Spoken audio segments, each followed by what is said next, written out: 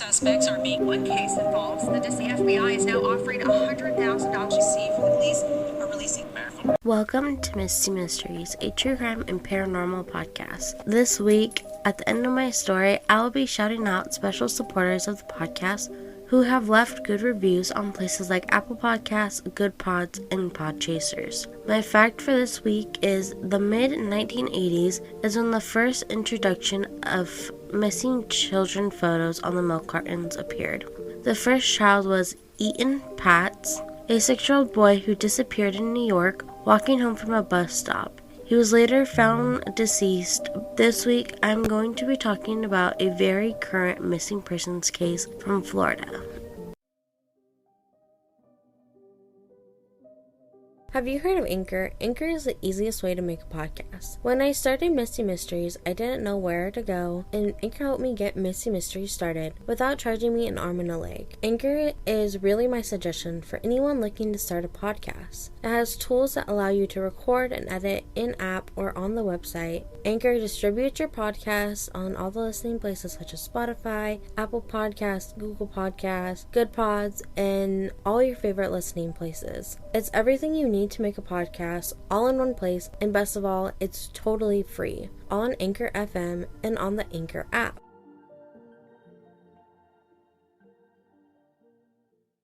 First off, I'd like to say I got most of my information on this case from Jason Herbert's YouTube channel, who did an interview with Kelley's boyfriend.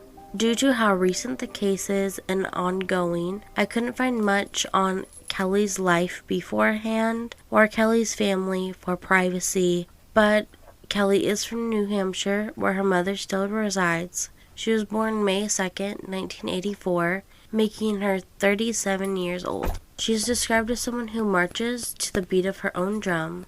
Kelley is described as being full of talent. She would jump into a creative project with all she has and wouldn't stop until she completed the project. Kelley had a goal to write a book. She is an artist, writer, musician, and activist. She was on a tour called Baby Killer, a tour that played on abortion laws, when she met her boyfriend, Eddie Emerson. Her and Eddie went on tour together from June 2019 to September 2019, where they then settled in Florida, moving around Gainesville till they found a little farm to rent out for a few months before deciding to make the move to Detroit, Michigan, where they were going to buy a fixer-upper home for $2,000 with a big disability check Kelley had recently received. On July 9th, 2020, Kelley and Eddie packed up all their belongings, their 8 chickens and dog, into Kelley's car, a Toyota Camry, and Eddie's Toyota truck. They didn't get as far as they wanted. They only got an hour and a half on the freeway when Eddie's truck broke down. His transmission overheated only 77 miles into the road trip. They had a truck tow them to a mechanic in Live Oak, Florida, after the tow truck driver who picked them up recommended that mechanic. For the next bit of the story, I'm going to be telling what happened from mostly her boyfriend Eddie's side of the story. The night they got to Live Oak, Eddie and Kelley slept outside the mechanic's shop in the grass. They then found a person who would hold their chickens for them, since the chickens were being held in a dog kennel and they felt they needed room to roam. They got to a property in St. August, Florida, of a man who offered to store the chickens for them and had a coop ready for them. Kelley and Eddie had brought a tent with them that they slept in right next to the chicken coop. For the next couple of days, they drove around visiting national parks and looking for a transmission for Eddie's truck. They then thought they had finally found the transmission from a junkyard. On July 14th, 2020, Kelley and Eddie picked up their chickens, thinking they were going to be leaving as Eddie's truck will be fixed, and they rented out a room at the Sunshine Inn in Live Oak, Florida. The mechanic then called to tell them that was a wrong transmission. Mixed with a couple of bad days, their week just got worse with this information. Due to the bad days, a fight between Kelley and Eddie happened when Kelley insisted the chickens stayed in their hotel room with them instead of outside in a grassy patch.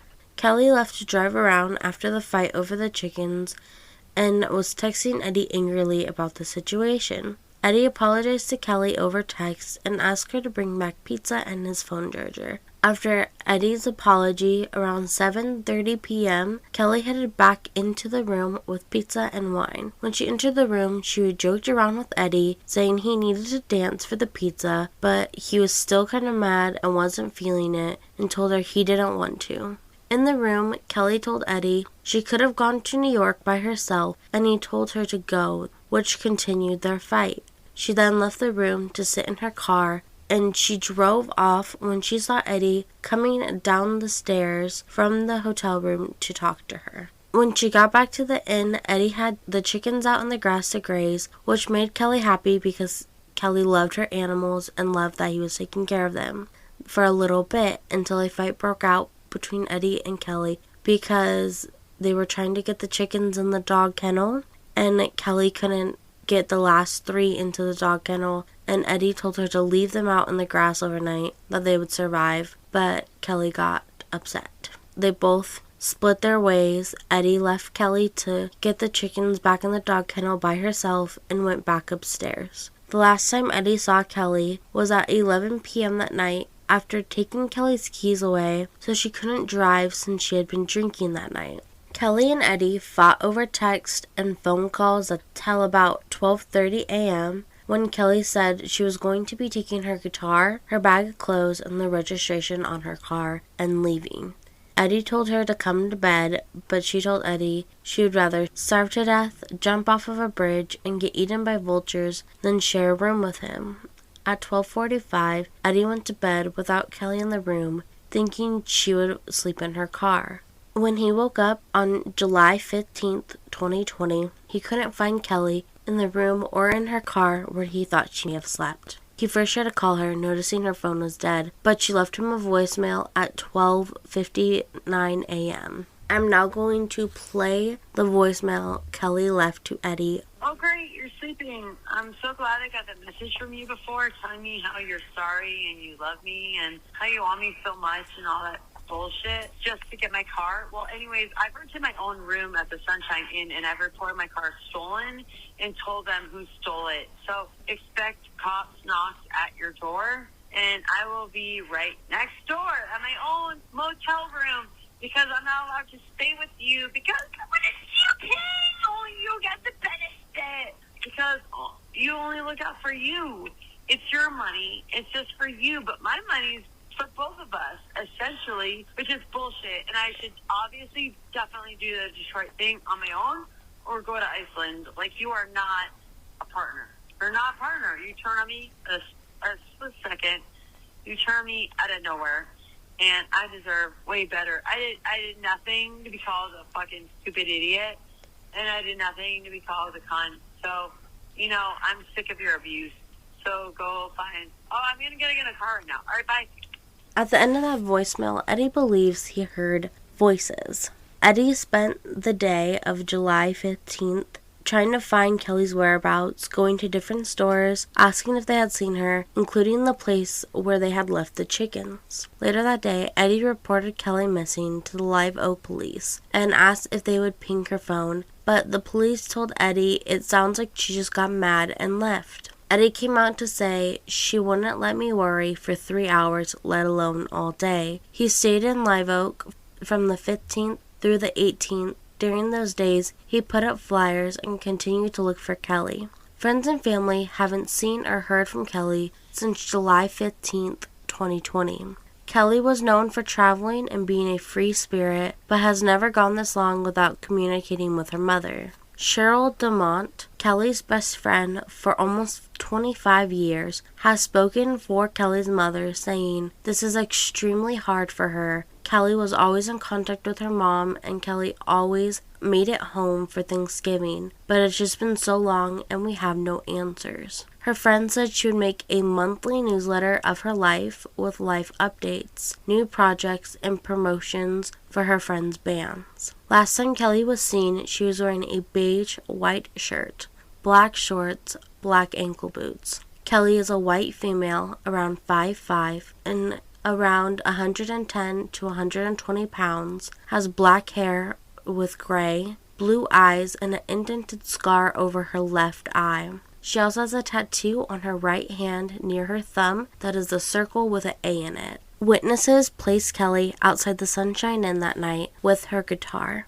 Kelley's purse with her ID, money, phone charger, and laptop were all left behind, which Eddie has returned to Kelley's mother while traveling to his father's home in Massachusetts. Captain Jason Roundtree, in charge of Kelley's case, has spoken about reported sightings in Tallahassee, Georgia, High Springs, Lake Park, Camilla, and Live Oak that have all been looked into, but after reviewing the witnesses' sighting and security cameras, they cannot be confirmed. On a Find Kelley group, there was also reports of her from Baja, California, with videos taken, but the family has confirmed that that was not her. Kelley's case is still being investigated by the Live Oak police. Captain Jason Roundtree says from the time Kelley was reported missing, all aspects and possible incomes have and are continuously being considered. Multiple people have been investigated for foul play, including Eddie.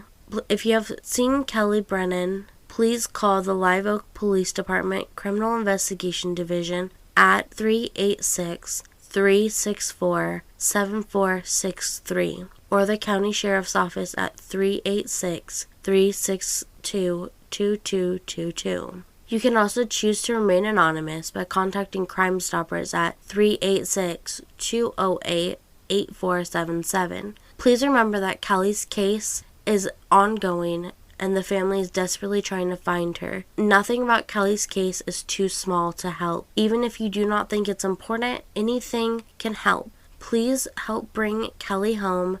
Help her mother know she is safe and okay. Thank you for listening to this week's episode of Misty Mysteries. I'd like to give special shout outs to Tom, the indie podcaster, the What's Up Doc, the true crime documentary podcast, the Trusting Evil podcast, the Madison On Air podcast, and the Scottish Murders podcast. If you would like your name shouted out on the podcast, please share with friends, family, and on social media. Speaking of social media, if you have the podcast, you can find it on places like Twitter, Instagram, and Facebook to stay updated and interact with me. Please leave good reviews for the podcast on places like Apple Podcasts and Podchasers. If you would like to support and help the podcast further, you can find me on Buy a Coffee, where you can do a one-time donation for a shout-out on the podcast, or with a membership, you receive an exclusive episode with a choice of topic for a future episode. You can find the podcast on listening places such as Spotify, Anchor, Apple Podcasts, Google Podcasts, Goodpods, and so many more.